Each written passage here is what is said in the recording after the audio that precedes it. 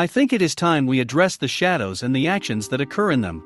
Mom has been living in a downpour of vitriol and spite from her own family for no reason other than the fact that she is honest, blunt, and willing to state the truths that people don't want to hear.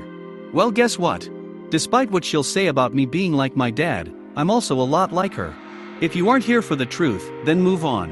Her own sister wished their brothers dead, because then she would inherit more money after their parents passed away. Shortly thereafter, my uncle was diagnosed with pancreatic cancer and wouldn't see another birthday. My mom moved into her brother's house to care for him in his final months. Carol showed up to take his iPad and as much of his photography and recording equipment as she could carry. She couldn't be bothered to show up to care for him though. When my uncle's memorial was planned, a group text was started with a discussion of dates. There were two options being discussed. One of them did not work for me because it was my daughter's birthday party, scheduled months in advance with equipment rentals and the like. Everyone else in the conversation thread said that both dates worked for them. Carol chose the date that didn't work for me. For the last handful of months, we have been addressing the needs of my grandparents as their health is in decline. Grandma's mental health has been long a struggle for her, but within the last year, her physical health has also rapidly deteriorated.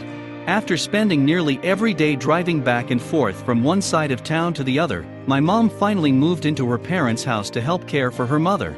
Every time she would ask Carol for help, she would say she was too busy. I lost count of the number of times Mom asked for help getting Grandma a shower. Carol never once made herself available to help.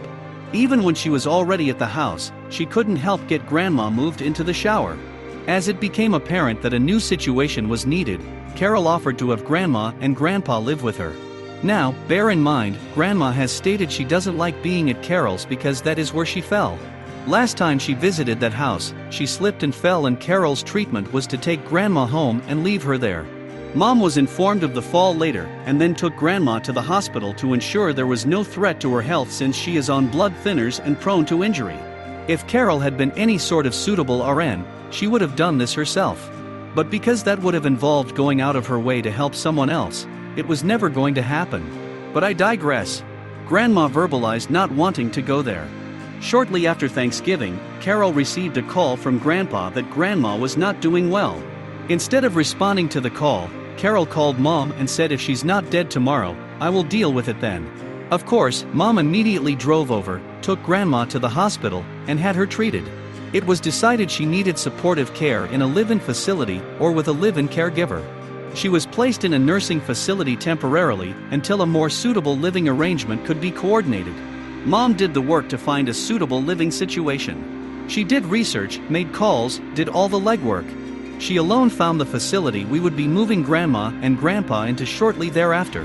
Grandpa now blames Mom for them being there. It's been less than a month and everyone is miserable. Grandma hates being alone there. She lives in the memory care side of the facility while Grandpa lives in the regular side of the building. Neither one of them are happy. Grandma has repeatedly stated that she wants to live with my mom. No one listens to her opinion and everyone has been dismissing her as not all there simply because her dementia has put her in a place where she doesn't recognize everyone. But here's the kicker.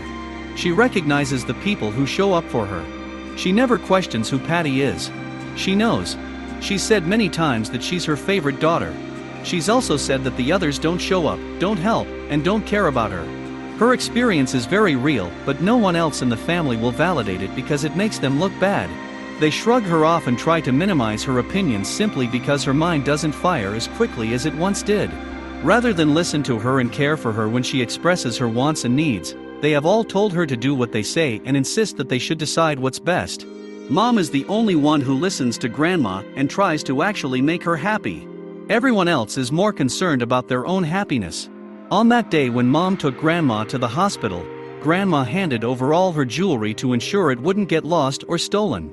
Mom has had it in her possession ever since. After moving into the memory care facility, Grandma has expressed multiple times that it is her wish for Mom to keep the jewelry. Carol's family has decided that they don't like that. 4 weeks now the family has been texting Mom, calling her names, berating her, and belittling her endless endeavors to make Grandma happy. She has been called a narcissist by the biggest narcissist in the book. She's been told she's a miserable person and her other sister, Lynn, told Grandpa that she spreads unhappiness. Bear in mind that Lindsay, the daughter of that other sister, has also piled on for no founded reason to tell mom that she, and my sister and myself, are leeches and need to grow up and learn to support ourselves. I attribute this to Carol and her half-truths. She clearly has told Lindsay that we borrowed money from Grandpa, and Lindsay is jealous that she hasn't been afforded the same opportunity. But here's the thing, Grandpa knew better than to lend her anything. She's not a reliable person. She's not a risk worth taking. And Carol failed to mention the amount of money she and her family has borrowed from the estate. But because she manipulates her messages based on her target audience, she always manages to appear the victim. So I guess this is my attempt at giving her a real target on her back. She thinks she's had one there for so long, I'm finally helping it be seen by others. Twice in the past week and a half her kids have shown up at my mom's door unannounced, and even after being told specifically not to come. They want Grandma's jewelry. They believe they deserve it. They don't care about Grandma, just her expensive items. They don't care about anyone but themselves. I am so tired of the selfishness in this family. I wrote them all off some time ago for personal reasons. This narrative is only the tip of the iceberg to the mountains of bullshit these cousins and aunt of mine have pulled, but I can't sit here anymore and watch as every single member of the family attack my mother, who has been the only constant for Grandma during all of this. If you know my mom, send her some love. Remind her that good people are still valued. Let her know that she is appreciated and that she is better than the family she didn't get to choose.